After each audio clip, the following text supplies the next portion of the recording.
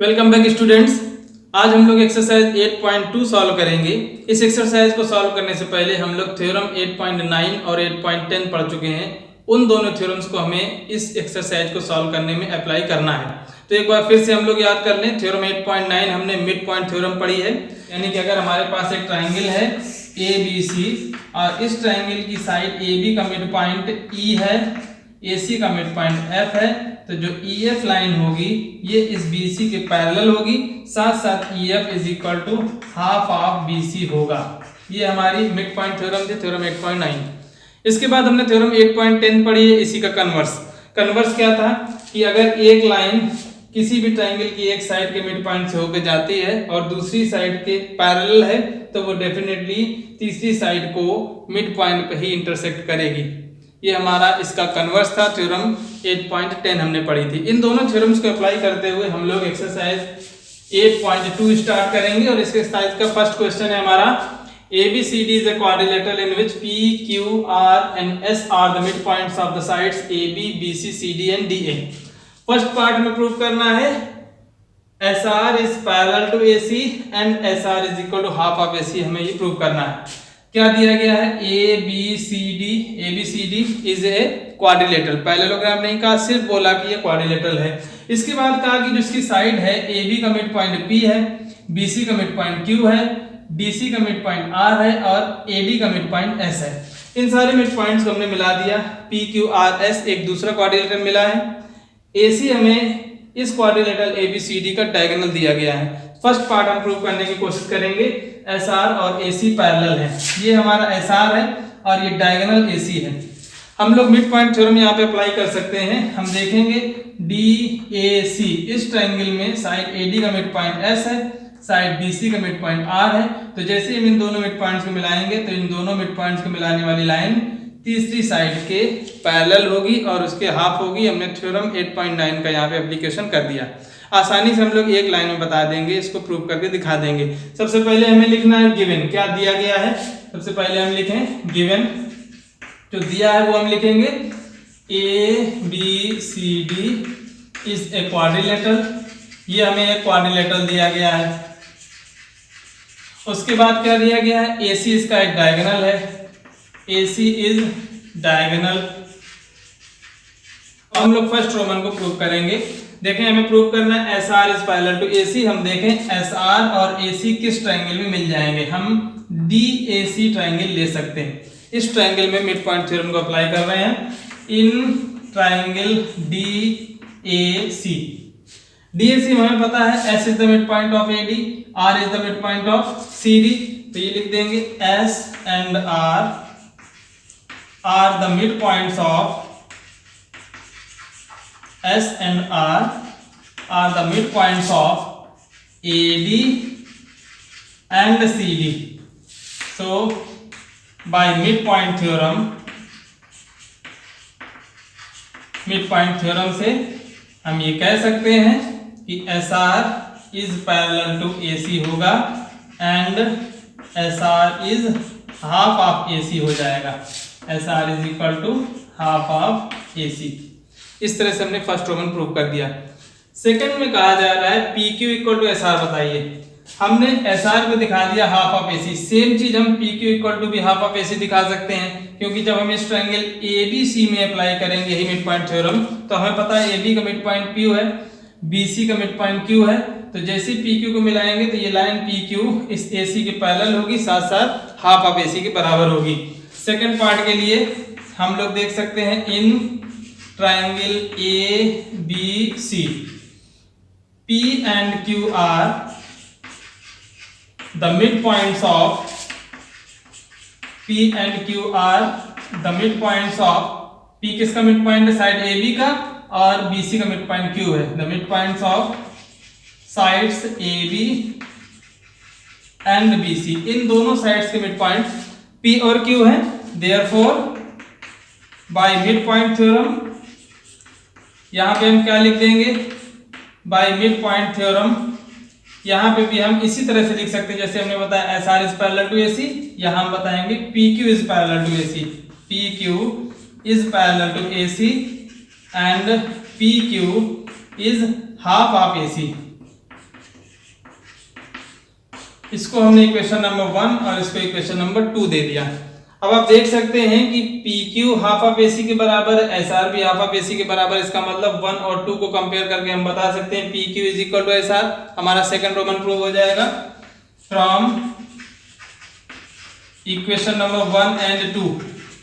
Equation number 1 से हमने इन दोनों को कंपेयर किया, दोनों के राइट साइड इक्वल है तो लेफ्ट साइड को भी हम इक्वल किए दे रहे हैं। 1 और 2 को कंपेयर कर रहे हैं, हमें मिल गया PQ is equal to SR। ये हमारा सेकेंड रोमन प्रूव हो गया है। थर्ड रोमन में हमें बताना है PQRS is a parallelogram.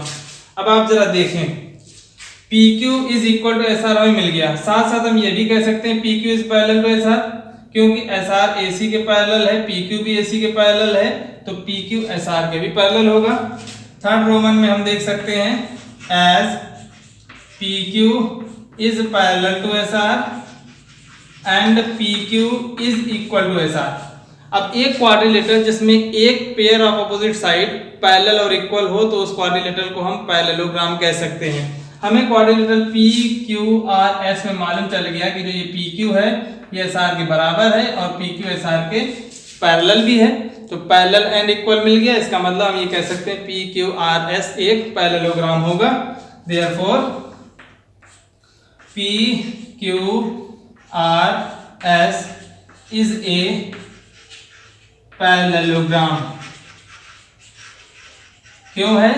as one pair of opposite sides is parallel and equal। क्योंकि एक पेयर अपोजिट साइड का पैरेलल और इक्वल मिल गया है, इसलिए हम ये कह सकते हैं PQRS एक पैरेललोग्राम होगा। बड़ी आसानी से हमने मिड पॉइंट थ्योरम को अप्लाई करके इस क्वेश्चन को लगा लिया। अब हम लोग क्वेश्चन नंबर 2 सॉल्व करेंगे। ABCD is a rhombus and PQRS are midpoints of the sides AB, BC, CD and D respectively. Then show that quadrilateral PQRS is a rectangle। Same figure हमारा बनेगा। सबसे पहले हमें मालूम है कि ABCD एक रोम्बस है, हमने एक रोम्बस बना दिया ABCD। अब रोम्बस की प्रॉपर्टीज आपको मालूम होना चाहिए। रोम्बस में ऑल 4 साइड्स इक्वल होती हैं और इसके डायगोनल्स एक दूसरे को परपेंडिकुलरली बाइसेक्ट करते हैं। तो ABCD इज अ रोम्बस। इनकी साइड्स AB, BC, CD और DA के मिड पॉइंट्स हमें मिल गए हैं P, Q, R and S। ये इन साइड्स के मिड पॉइंट्स हैं। इसके बाद कहा गया कि जैसे ही हम PQRS को मिला रहे हैं तो हमें बताना है कि PQRS एक रेक्टेंगल होगा। हम P से Q को, Q से R को, R से S को, S से P को मिला देंगे। अब हमें प्रूव करना है कि PQRS एक रेक्टेंगल है। इसके लिए हमें डायगोनल को भी मिलाना पड़ेगा। हमने मिला दिया डायगोनल AC और इस रेक्टेंगल के भी डायगोनल्स को हम मिला देंगे। हमने P से R को मिला दिया और S से Q को मिला दिया। इतना हमने कंस्ट्रक्शन किया। तो सबसे पहले हम गिवन में लिखेंगे, गिवन में लिख देंगे ABCD इज ए रोम्बस। जो चीज दिया जाता है वही हमें गिवन में लिख देना होता है कि ABCD एक रोम्बस है। रोम्बस का मतलब है कि इसकी चारों साइड्स बराबर होंगी। AB equal to BC equal to CD equal to DA। इसके बाद दिया गया है कि PQRS are the mid points of sides AB, BC, CD and DA respectively. इन चारों साइड्स के मिड पॉइंट्स मिल गए PQRS। फिर हमने कंस्ट्रक्शन किया है, ये हमने ये पॉइंट्स मिला दिए हैं। इस तरह से हमारा ये फिगर डेवलप हुआ। अब हमें प्रूव करना है किसी भी तरह से कि PQRS एक रेक्टेंगल है, तो we need to prove that, हमें प्रूव करना है PQRS is a rectangle। Theorem हमें अप्लाई करना mid point theorem. Mid point theorem से हम बता सकते हैं क्योंकि इस ट्रायंगल DAC में S और R इन साइड्स DA और DC के मिड पॉइंट्स है। इसका मतलब है कि SR is half of AC and SR is parallel to AC। Same चीज हम यहाँ पे इस ट्रायंगल ABC में अप्लाई करके बता सकते हैं। PQ is half of AC and PQ is parallel to AC। इसका मतलब PQ और SR दोनों पैरेलल भी हैं और इक्वल भी हैं। इसका मतलब हम ये कह सकते हैं कि PQRS एक पैरेललोग्राम होगा, लेकिन हमें प्रूव करना है PQRS एक रेक्टेंगल है। रेक्टेंगल का मतलब अगर किसी पैरेललोग्राम में दो डायगोनल्स इक्वल होते हैं तो फिर डेफिनेटली वो पैरेललोग्राम रेक्टेंगल बन जाता है।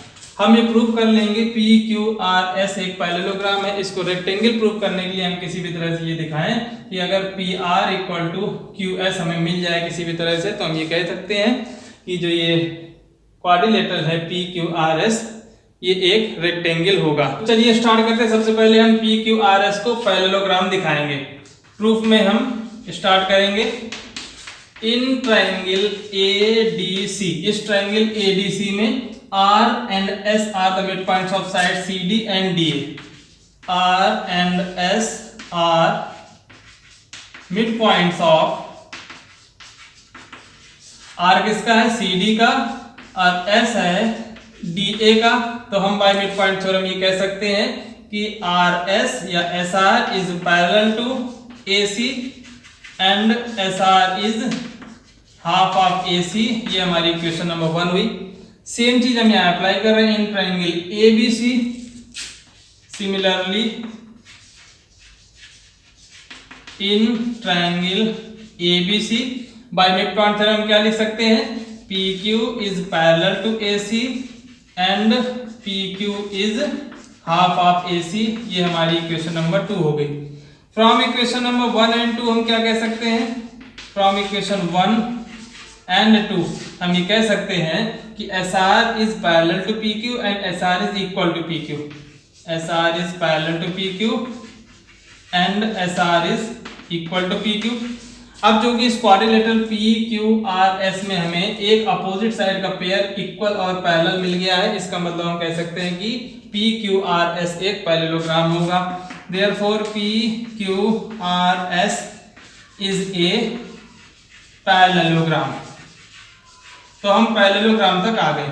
अब इसके आगे मैंने बताया आपको क्या करना है, हमें किसी भी तरह से ये दिखाना है कि इनके डायगोनल्स भी इक्वल हैं, यानी कि SQ और PR ये भी इक्वल है। अब अगर हम इस क्वाड्रिलेटरल ABQS की बात करें तो इस क्वाड्रिलेटरल में हम देखेंगे कि AB is equal to SQ है और AS is equal to BQ है। AS इक्वल टू BQ क्यों होगा? क्योंकि ये चारों साइड्स इक्वल है, एक रोम्बस है।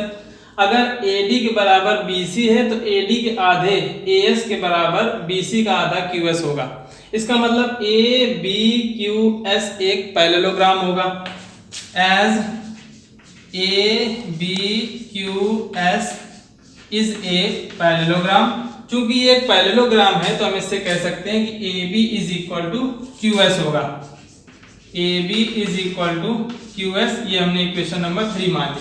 इसी तरह से हम ये भी बता सकते हैं कि इस क्वाड्रिलेटरल PBCR में PB इक्वल टू RC है। क्यों है? क्योंकि AB और DC दोनों बराबर है तो इनका आधा PB और RC बराबर होगा, साथ साथ ये दोनों पैरेलल भी होंगी। एंड PBCR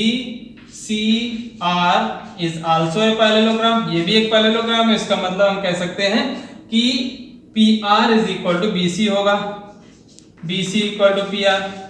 ये इक्वेशन नंबर 4 हो गई। अब इन इक्वेशन नंबर 3 और 4 को अगर कंपेयर करें, देखिए हमें मालूम है AB इक्वल टू BC है। क्यों? क्योंकि ये एक हमें रोम्बस दिया गया है, रोम्बस की चारों साइड्स इक्वल होती है तो AB इक्वल टू BC तो हमें मालूम है। As AB is equal to BC ये हमें दिया गया था, ये गिवन में है। तो जब AB और BC बराबर है तो QS और PR बराबर हो जाएंगे। सो QS इक्वल टू PR हो जाएगा। कहां से? From equation number 3 and 4। In equation number 3 और 4 से हम कह सकते हैं कि QS और PR ये दोनों बराबर है। QS और PR क्या है? QS और PR इस क्वाड्रिलेटरल PQRS के डायगोनल्स हैं। इसका मतलब है कि PQRS के डायगोनल्स इक्वल हैं और ये ऑलरेडी एक पैरेललोग्राम था, तो कोई भी एक ऐसा पैरेललोग्राम जिसके दोनों डायगोनल्स इक्वल हैं वो रेक्टेंगल होता है। हम इसको कह सकते हैं कि PQRS एक रेक्टेंगल होगा। हमें लिख देना पड़ेगा इन quadrilateral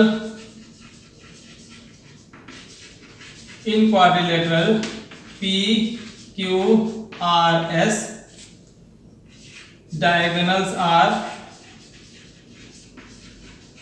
equal and opposite sides are parallel and equal. So it is a rectangle, इसलिए एक रेक्टेंगल हो जाएगा। हमें ये प्रूव करना था कि अगर ए बी सी डी एक रोम्बस दिया गया है तो पी क्यू आर एस एक रेक्टेंगल होगा।